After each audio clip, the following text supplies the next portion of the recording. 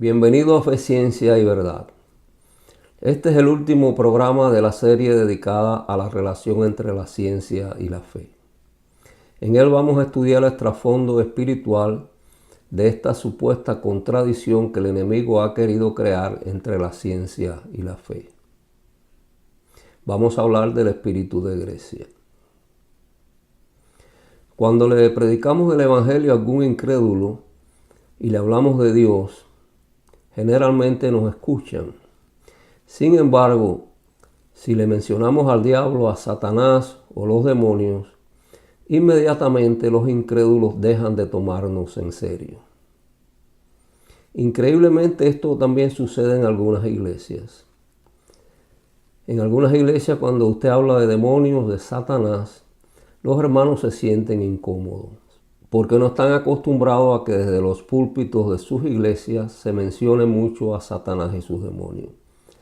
Sin embargo, si creemos en las Escrituras y creemos que la palabra de Dios es inerrante y que es confiable, está claramente en las Escrituras que Satanás es el gobernador de este mundo, al menos en estos momentos. Si vamos a la palabra de Dios, vamos a ir al Evangelio de Juan, capítulo 12, versículo 31. El Señor Jesús dijo: ahora es el juicio de este mundo. Ahora el príncipe de este mundo será echado fuera.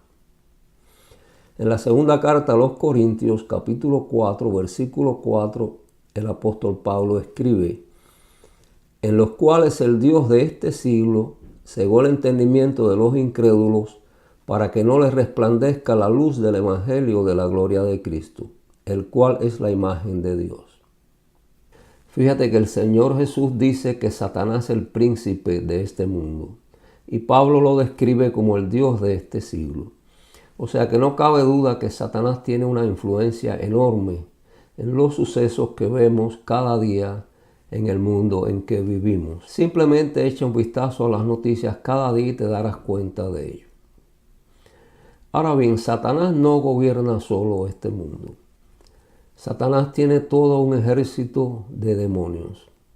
En la carta a los Efesios capítulo 2, versículos del 1 al 2, dice así: y Él os dio vida a vosotros cuando estabais muertos en vuestros delitos y pecados, en los cuales anduvisteis en otro tiempo, siguiendo la corriente de este mundo, conforme al príncipe de la potestad del aire, el espíritu que ahora opera en los hijos de desobediencia. O sea, un príncipe no es una persona aislada. Un príncipe tiene súbditos. Cuando se dice que Satanás es el príncipe de este mundo, el príncipe de la potestad del aire, quiere decir que él tiene súbditos. Si vamos al libro de Apocalipsis, capítulo 12, versículo 9, dice lo siguiente: y fue lanzado fuera el gran dragón, la serpiente antigua que se llama Diablo y Satanás, el cual engaña al mundo entero. Fue arrojado a la tierra y sus ángeles fueron arrojados con él. Fíjate que dice sus ángeles. Cuando dice sus ángeles quiere decir que esos ángeles están bajo las órdenes de Satanás. Ahora bien, no todos los ángeles que están bajo las órdenes de Satanás son iguales. En este ejército de Satanás hay diferentes rangos o diferentes jerarquías. En la carta a los Efesios capítulo 6, versículo 12 dice: porque no tenemos lucha contra sangre y carne, sino contra principados, contra potestades, contra los gobernadores de las tinieblas de este siglo, contra huestes espirituales de maldad en las regiones celestes. O sea, dice principados, potestades, gobernadores de las tinieblas. O sea que las regiones celestes sobre nuestras cabezas están dominadas por diferentes ángeles de Satanás llamados demonios, los cuales tienen diferentes rangos o jerarquías. Algunos cubren toda la tierra, otros diferentes continentes, otros están sobre diferentes países, otros determinadas ciudades. Incluso hay demonios asignados a personas específicas. O sea que podemos ver en las escrituras que hay diferentes rangos de demonios. Ahora bien, este demonio del cual vamos a hablar hoy, el príncipe de Grecia, ¿qué rango o qué jerarquía tiene? Vamos a ir ahora al libro de Daniel, capítulo 10, versículos 20 y 21. Daniel había estado ayunando y ahora está hablando con un ángel del Señor que vino a traerle un mensaje. Dice, él me dijo, ¿sabes por qué he venido a ti? Pues ahora tengo que volver para pelear contra el príncipe de Persia, y al terminar con él, el príncipe de Grecia vendrá. Pero yo te declararé lo que está escrito en el libro de la verdad, y ninguno me ayuda contra ellos, sino Miguel, vuestro príncipe. Puedes ver que este espíritu de Grecia es un espíritu poderoso. Fíjate que hay un ángel luchando contra él, y dice que necesitó ayuda, nada menos que del arcángel Miguel. Un ángel que sabemos que está al servicio de Dios y un ángel muy poderoso. Y estuvo varios días luchando con esos príncipes, tanto el de Persia como el de Grecia. O sea, el espíritu de Grecia no es un espíritu que tiene una baja jerarquía. Es un espíritu que es una potestad del aire que gobierna, como vamos a ver después, no solo sobre algunos países, sino que está ahora gobernando sobre continentes enteros, ahora en la actualidad. Ahora bien, ¿qué cosa es el príncipe de Grecia? El príncipe de Grecia es una potestad que ha reinado por miles y miles de años. Recuerda que es un demonio, un ángel caído. Y estos seres espirituales fueron creados incluso antes que el hombre. Y recuerda cuando estudiamos el mundo espiritual que los seres espirituales no mueren como muere el hombre. O sea que no te extrañe cuando te digo que este ser espiritual reinaba sobre la antigua Grecia muchos años antes de que naciera nuestro Señor Jesucristo. O sea, el príncipe de Grecia reinó sobre la antigua Grecia por más de 1000 años. O sea, la historia de Grecia se inicia más o menos a partir del siglo XII antes de Cristo. O sea, eso significa 1200 años antes de Cristo. ¿Y se prolongó hasta cuándo? Hasta el año 146 antes de Cristo, en que los romanos conquistaron a Grecia y la convirtieron en una provincia de su imperio. Ahora bien, bajo la influencia de este espíritu, los griegos desarrollaron una tremenda civilización. Una civilización donde el desarrollo de la arquitectura, de la astronomía, de la geometría, de las matemáticas, alcanzó niveles increíbles para esa época. Ahora bien, Roma conquista a Grecia en el año 146 a.C. en la batalla de Corinto. Y la conquista militarmente. Pero sucede algo que es increíble y algo que es poco usual. Generalmente cuando un país conquista a otro, ese país establece su cultura en el país conquistado. Tú sabes que eso pasó en muchos países de América cuando los españoles conquistaron América. En muchos países la cultura autóctona, la cultura indígena fue absolutamente eliminada. Y los españoles impusieron su cultura. Y ha sucedido a lo largo de la historia con todas las conquistas. O sea, el conquistador barre con el país conquistado. Barre con la cultura, barre con la economía, con las posiciones políticas. Todo cambia y se establece la cultura y se establece la política y se establece la fuerza militar del conquistador. Ahora, en este caso sucedió algo insólito. Grecia es conquistada por Roma, pero el espíritu que había sobre Grecia es tan fuerte que ese espíritu conquista a Roma. Vamos a ver algunas citas tomadas de la internet. Hay una frase muy conocida del poeta romano Quinto Horacio Flaco, conocido por Horacio. Es un poeta romano muy famoso que vivió del año 65 a.C. al año 8 a.C. Él dijo, la Grecia conquistada conquistó al bárbaro conquistador. En otra cita leemos lo siguiente. Los más conservadores, escandalizados, aseguraban que eso sería el fin del espíritu romano y que las delicadas costumbres griegas conducirían a la ciudad, después de tanto esfuerzo, a la decadencia. Ahora quiero llamarte la atención sobre algo interesante en esta cita. Fíjate que dice que eso sería el fin del espíritu romano. Hasta ahora hemos estado hablando de cultura y ahora en esta cita aparece el espíritu romano. ¿Qué tiene que ver el espíritu con la cultura? Pues tiene mucho que ver. El espíritu influencia de una manera tal la cultura que cuando se expande la cultura se está expandiendo la influencia de ese espíritu. Vamos a seguir adelante. Dice, tras asimilar la cultura griega, Roma, que ya dominaba el Mediterráneo por la fuerza de las armas, comenzó a hacerlo también por la potencia de su civilización. Yo diría por la potencia del espíritu que ahora estaba sobre ella. Y dice así, que extendió como un inesperado regalo por todos los rincones del mundo conocido, sembrando con ella las semillas de la cultura occidental. Fíjate que dice las semillas de la civilización occidental. Nuestra civilización nació influenciada por el espíritu de Grecia. Si vamos a otra cita podemos leer, la civilización griega es una de las civilizaciones más importantes que han existido en la Tierra dentro de la historia de la humanidad. Es la cultura que más nos ha influenciado en el pensamiento y que aún en nuestros tiempos seguimos viviendo con las bases culturales y filosóficas del imperio griego. Te propongo algo. Vamos a sustituir aquí cultura por espíritu y vamos a volverlo a leer. Vamos a leer así. La civilización griega es una de las civilizaciones más importantes que han existido en la Tierra dentro de la historia de la humanidad. Es el espíritu que más nos ha influenciado en el pensamiento y que aún en nuestros tiempos seguimos viviendo con las bases espirituales del imperio griego.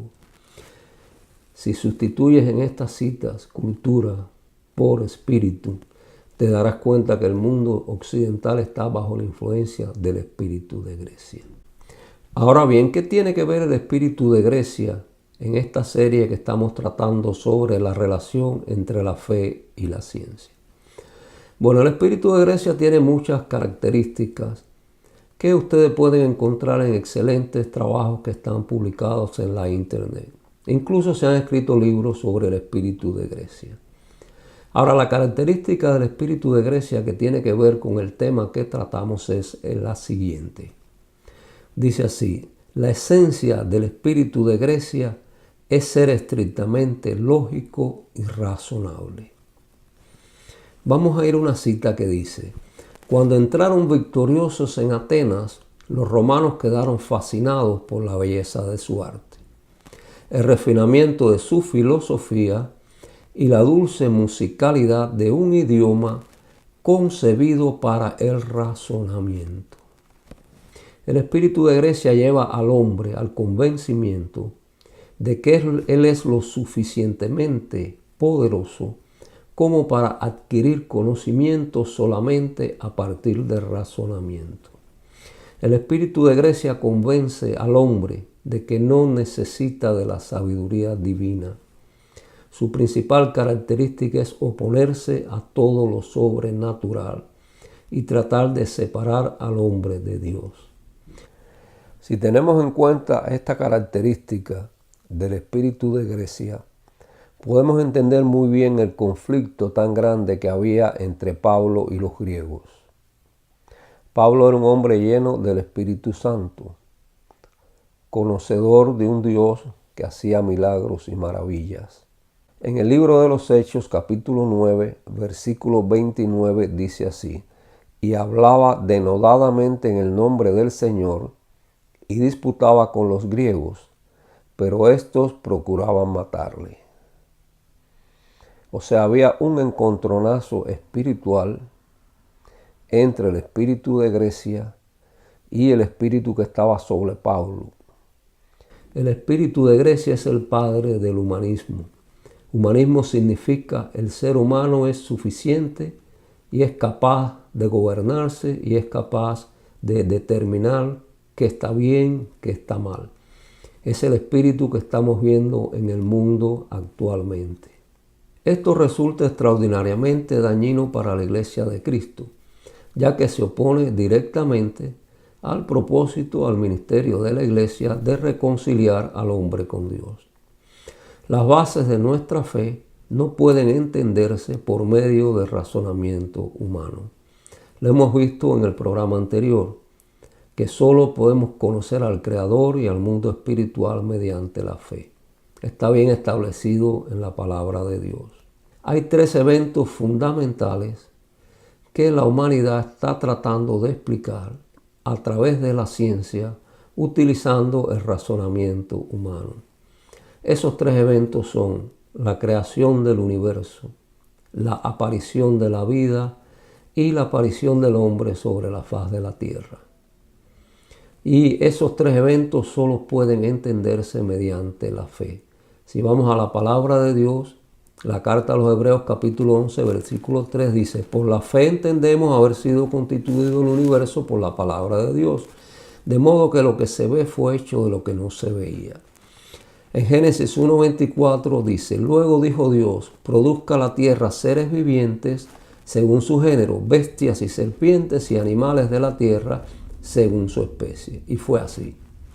En Génesis 2:7 dice: Jehová Dios formó al hombre del polvo de la tierra y sopló en su nariz aliento de vida, y fue el hombre un ser viviente. Solamente podemos entender la aparición del universo, de la vida y del hombre mediante la fe. Todo intento de llegar a conclusiones mediante razonamiento humano es un fracaso. Hay otras cosas muy importantes de nuestra fe que no se pueden entender mediante el razonamiento humano. El razonamiento humano nunca nos llevará al convencimiento de que nuestro Señor Jesucristo nació de una virgen, y mucho menos que resucitó de entre los muertos. O sea que estar bajo la influencia de un espíritu cuya principal característica es el humanismo y la adquisición del conocimiento solamente por medio del razonamiento humano es algo que se opone totalmente a la misión de la Iglesia de reconciliar al hombre con Dios. Vamos a ver un ejemplo de 2 científicos que tenemos en la pantalla.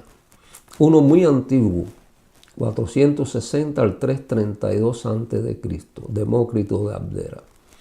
Y uno contemporáneo, Stephen Hawking, de 1942, fallecido en el 2018. Fíjense lo que dijeron estos 2 científicos. Demócrito, filósofo y matemático griego que negaba a Dios y decía que la materia se había creado a sí misma y estaba integrada por átomos. Puede considerarse el primer científico o pensador ateo. Es interesante que ya en la antigua Grecia habían pensadores ateos. Recuerda cuando estudiamos la forma de adquirir conocimiento por medio del pensamiento, mencionamos a los pensadores griegos. Eran personas humanistas que tenían toda su esperanza puesta en que el hombre podía descubrirlo todo por medio de pensar, por medio de razonamiento apartados de Dios. Ahora, Stephen Hawking en el siglo XXI dijo algo muy similar a lo que este hombre dijo hace tantos años. Dijo así: porque existe una ley como la gravedad, el universo puede y podría crearse por sí mismo de la nada. La creación espontánea es la razón por la que es redundante el papel de un creador del mismo. O sea, tenemos 2 científicos muy alejados en el tiempo, de 2 épocas completamente diferentes, con un pensamiento muy similar. ¿Cómo es esto posible? Esto es posible porque ambos están bajo la influencia del espíritu de Grecia. ¿Cómo están muchos de los científicos actuales? Quiero terminar el programa de hoy mostrándote el ejemplo de un científico contemporáneo. Ese científico se llama George Wald. Obtuvo el Premio Nobel de Fisiología en el año 1967. Un hombre inteligente con una gran formación académica y que hizo grandes aportes a la fisiología médica, por eso obtuvo este Premio Nobel. Él dijo lo siguiente: cuando estamos hablando sobre el tema del origen de la vida, solamente existen 2 posibilidades. Una es que la vida empezó de la generación espontánea, la cual condujo a la evolución. La otra posibilidad es la creatividad sobrenatural de Dios. No existe una tercera posibilidad. Hasta aquí estamos de acuerdo con George Walt. O sea, no hay una tercera opción. Es por eso que estamos haciendo esta serie de programas. Porque si nuestra fe es verdadera, la ciencia que trata de afirmar que el universo surgió espontáneamente, también la vida, y que el hombre es producto de la evolución, está equivocada. No pueden existir dos verdades contradictorias. Ahora vamos a seguir leyendo lo que dice George Walt. Dice así: la generación espontánea fue refutada hace más de 100 años por Louis Pasteur, Lázaro Spallanzani, Francesco Redi y otros. Esto nos lleva científicamente a una sola conclusión: que la vida empezó como un acto creativo sobrenatural de Dios. Hasta ahí también estamos de acuerdo. Fíjate que él dice que científicamente no hay forma de demostrar que la vida empezó de otra manera que como dice la palabra de Dios, por un acto sobrenatural de Dios. O sea que este científico quedó convencido de que Dios tuvo que haber creado el universo, la vida y al hombre. Ahora, lo sorprendente es lo que viene ahora. Vamos a seguir leyendo. Dice así: no puedo aceptar esto filosóficamente porque no quiero creer en Dios. Entonces yo elijo creer en algo que sé que no es posible científicamente: la generación espontánea que conduce a la evolución. Sé que posiblemente hayas quedado sorprendido por esta última afirmación. ¿Cómo es posible que un hombre inteligente, con una alta formación académica, científico y ganador de un premio Nobel, pueda tomar una decisión tan necia? Él sabe que científicamente no puede haber surgido el universo espontáneamente ni la vida del hombre. Sin embargo, él escoge creer que eso es cierto, aunque científicamente él está convencido de que no es posible. Esto a todas luces es una necedad. Ahora, ¿qué puede llevar a una persona inteligente a tomar una decisión tan equivocada? Mira, cuando no le encontramos una explicación humanamente razonable a algo, debemos de ir inmediatamente a buscarle una explicación espiritual. Y esto es lo que está sucediendo con la mayoría de los científicos que actualmente siguen empeñados en demostrar que el universo, la vida y el hombre surgieron sin la intervención de Dios. Es la influencia de un espíritu, y ese espíritu tiene un nombre. Ese es el espíritu de Grecia. Aquel mismo espíritu que influenciaba a Demócrito de Abdera 300 o 400 años antes de Cristo. Ese mismo espíritu está llevando a muchos científicos hoy en día a seguir insistiendo en que la fe y la ciencia se contradicen, cuando está científicamente demostrado que no es así. Espero que el programa de hoy te haya sido de bendición, que hayas aprendido qué es lo que está detrás de esta mentira del enemigo, por qué hay hombres de ciencia que son sinceros defendiendo su posición de que Dios no existe y que el origen del universo, de la vida y del hombre puede explicarse prescindiendo de Dios. No es más que por la influencia de una potestad del aire, lo cual está bien documentado en la palabra de Dios. Con este programa terminamos esta serie introductoria dedicada a la relación entre la fe y la ciencia. Introductoria porque en la siguiente serie vamos a ir un poco más profundo. Vamos a dedicar una serie ahora, a nuestra siguiente serie, a desenmascarar las 3 mentiras que la ciencia ha inventado para explicar el surgimiento del universo, de la vida y del hombre sin la intervención de Dios. Te recomiendo que te mantengas pendiente a los nuevos programas. Para ello, lo mejor es que te suscribas a nuestro canal. Que Dios te bendiga abundantemente y nos veremos en el próximo programa de Fe, Ciencia y Verdad.